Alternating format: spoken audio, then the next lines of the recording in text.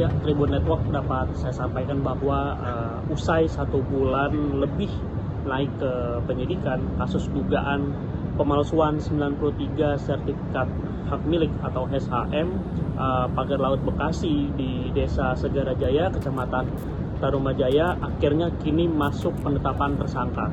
Badan Reserse Kriminal Kepolisian Negara Republik Indonesia atau Bareskrim Polri akhirnya menetapkan 9 tersangka dalam kasus ini. Adapun penetapan 9 tersangka ini berdasarkan hasil gelar perkara yang dilakukan oleh penyidik pada Kamis tanggal 20 Maret 2025. Hal ini dikatakan oleh Direktur Tindak Pidana Umum Bareskrim Polri, Brigjen Johandani Raharjo Puro, kepada wartawan di Bareskrim Mabes Polri, Kebayoran Baru, Jakarta Selatan pada hari ini Kamis tanggal 10 April 2025. Dan adapun 9 orang tersebut, 1 diantaranya adalah Kepala Desa atau Kades Segarajaya yang bernama Abdul Rashid. Lalu tersangka berikutnya yakni adalah ex Kades Segarajaya yang berinisial MS. Lalu ada juga JR selaku kasih pemerintahan di kantor Desa Segarajaya.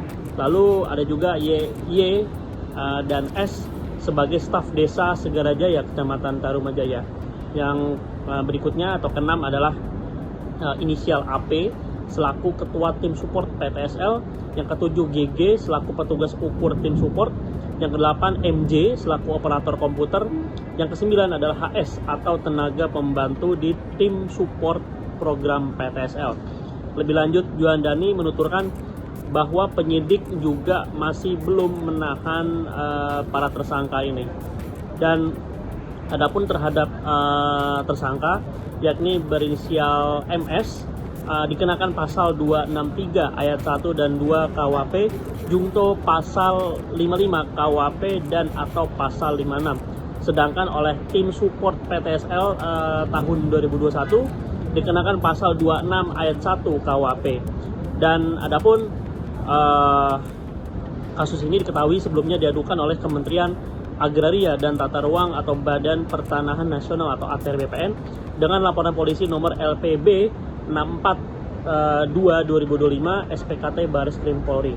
Dan status penanganan kasus ini naik ke tahap penyidikan usai Bareskrim Polri melakukan gelar perkara pada tanggal 27 Februari 2025. Dan menurut Johandani kembali bahwa terungkap modus operandi dalam kasus pemanggaran laut di wilayah Bekasi, Jawa Barat ini, yang mana modus operandinya adalah mengubah data 93 sertifikat hak milik atau SHM.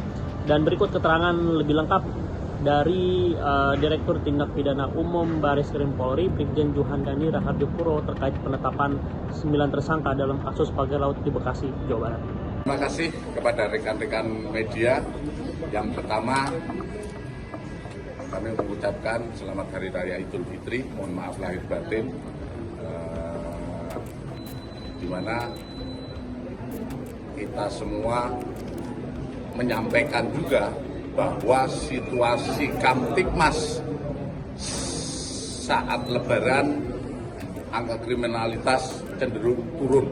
Ini cukup alhamdulillah, dengan angka kriminalitas turun, masyarakat bisa berlebaran.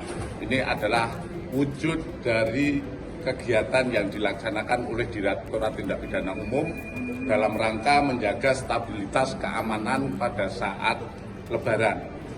Kemudian kami sampaikan pada rekan-rekan media kemarin pada tanggal 20 Maret kita sudah melaksanakan gelar perkara penetapan tersangka terkait kasus pagar laut yang terjadi di Bekasi, di mana dasarnya adalah LP nomor 64/2025 dengan pelapor Saudara Martin Sulaiman dengan terlapor Yanto dan kawan-kawan. Dari hasil gelar perkara yang dihadiri oleh penyidik, baik kemudian dari Wasidik, kemudian dari penyidik Madya, kita sepakat menetapkan 9 orang tersangka, di mana 9 orang tersangka tersebut yang pertama adalah MS, di mana yang bersangkutan adalah ex Kades Segarajaya yang menandatangani PM1 dalam proses PTSL. Kemudian yang kedua AR, Kades Segarajaya sejak tahun 2023 sampai dengan sekarang, yang bersangkutan menjual lokasi bidang tanah di laut kepada saudara YS dan BL. Kemudian yang ketiga adalah JM, yaitu kasih pemerintahan di kantor desa Segarajaya. Yang keempat, saudara Y, staf Segarajaya.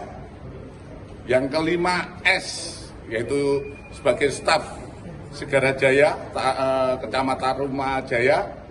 Yang keenam, AP, ketua tim support PTSL. Yang ketujuh, GG, petugas ukur tim support.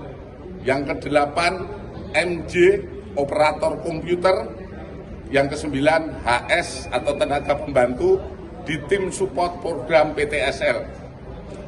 Terhadap yang bersangkutan kita kenakan terhadap saudara MS, kita kenakan pasal 263 ayat 1 dan 2 KUHP, junto pasal 55 huruf pasal 55 KUHP dan atau pasal 56 terhadap tim support PTSL tahun 2021. Kita kenakan pasal 26 ayat 1 KUHP. Sampai dengan saat ini penyidik sudah meriksa sekitar kurang lebih 40 orang saksi